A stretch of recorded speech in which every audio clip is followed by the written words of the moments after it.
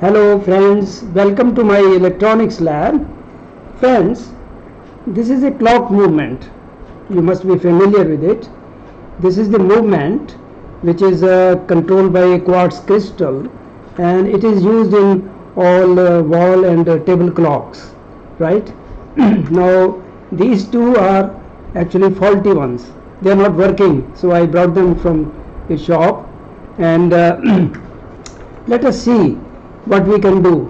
I will explain you. I will open it up and see what happens.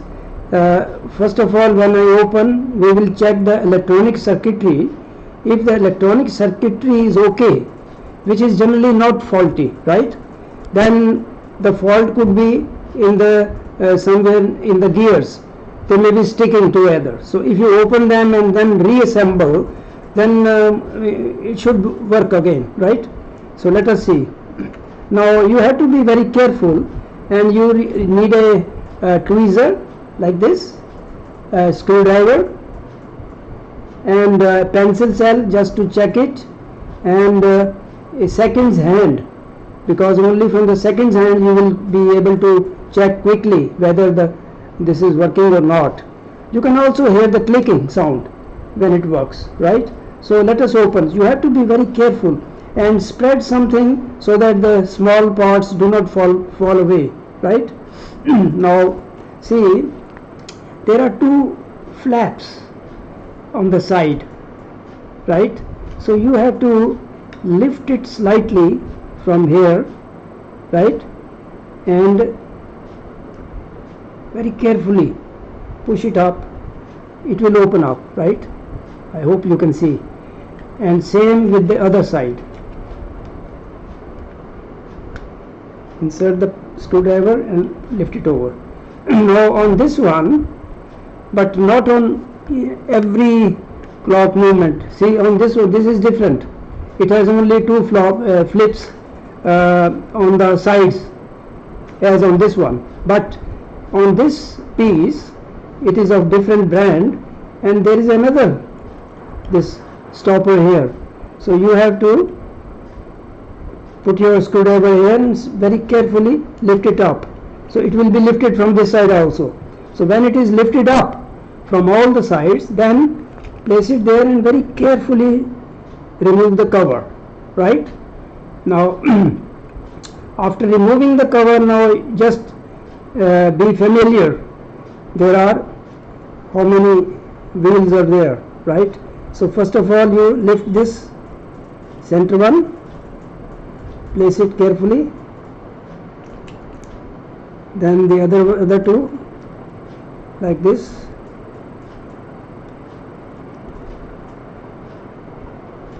You have to be very careful. These are very delicate parts, and there is this another one right here. So what I will do is, then you remove this plate which includes the circuitry, right?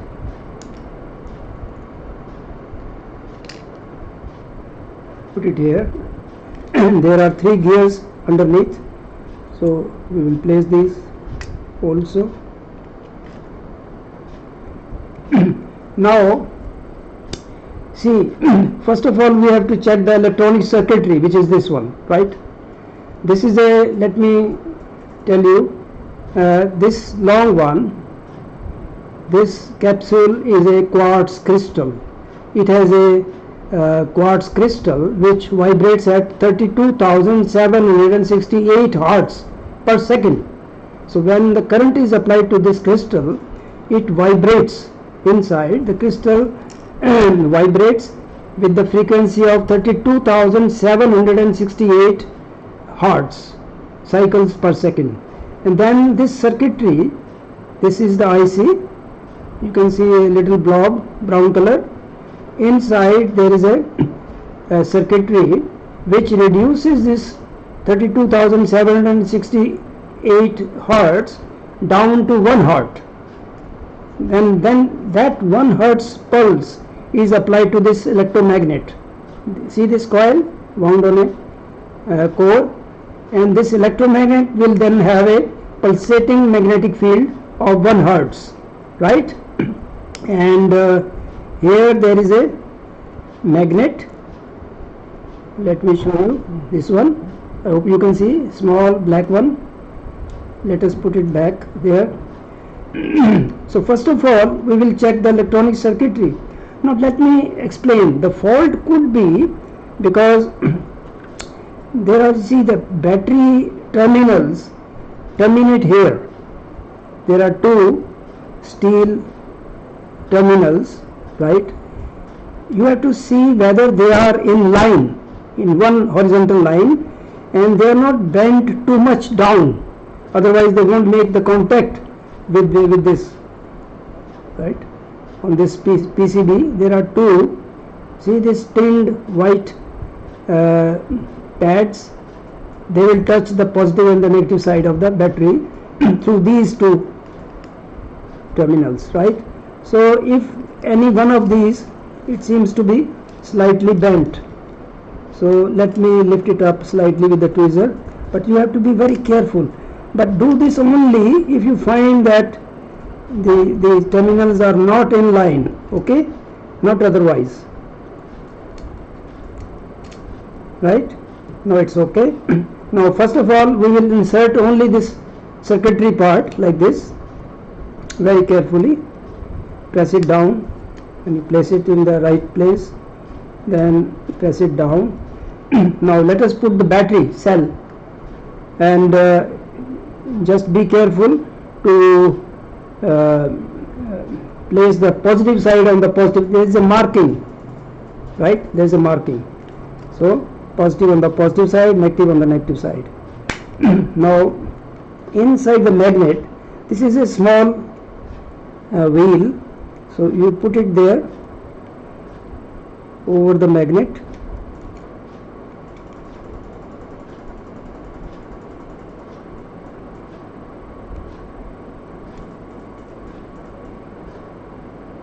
I hope you can see there is a little vibration.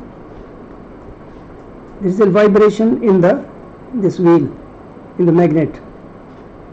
It is vibrating slightly on the sideways. So that means the electronic circuitry is okay. So let us put it back, remove the battery. So we are now sure that the electronic circuitry is perfect, right? There is no fault in that. Remove it carefully. Now there were 3 gears underneath this plate, right? So let us put these back.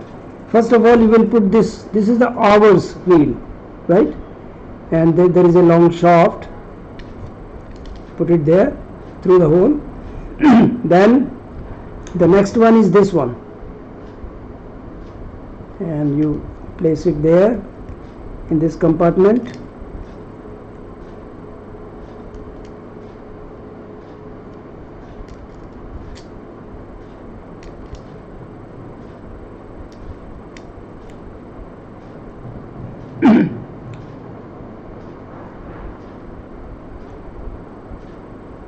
Then the other one, this is minutes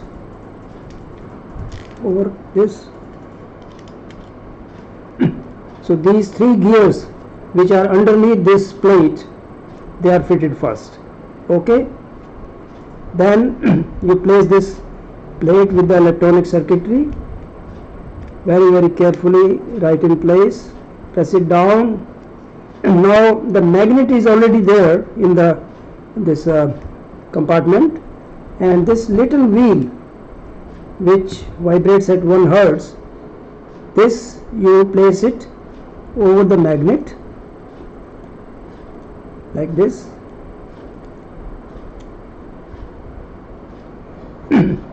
Then the smaller one, this one,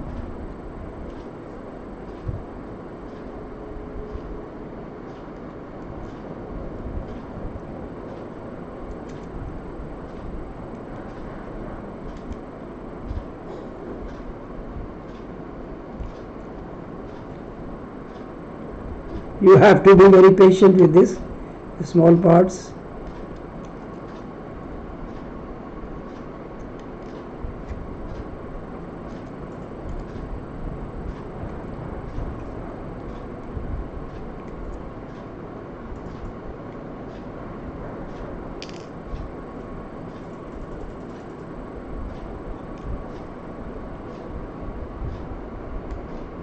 like this. Then this one which goes here,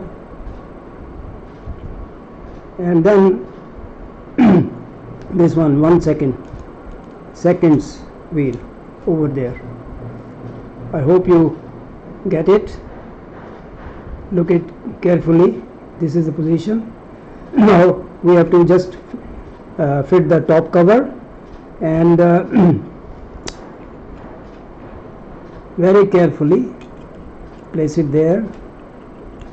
When it is in the right position,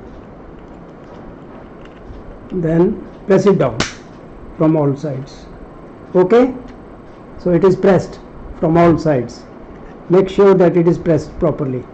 And this is the wheel from which you adjust the timing. It is moving.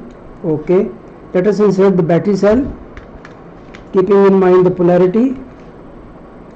Now you can, I hope you can hear the ticking sound, and you can further make it sure that it is working by placing the seconds hand on this.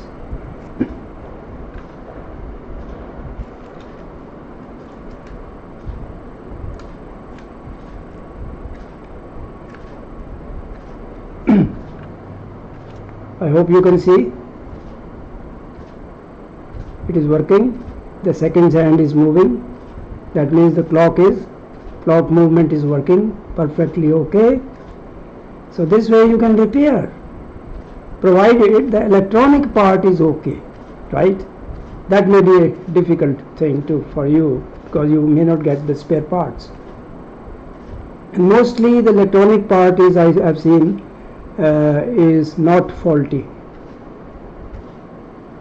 Okay, I hope you enjoy watching this.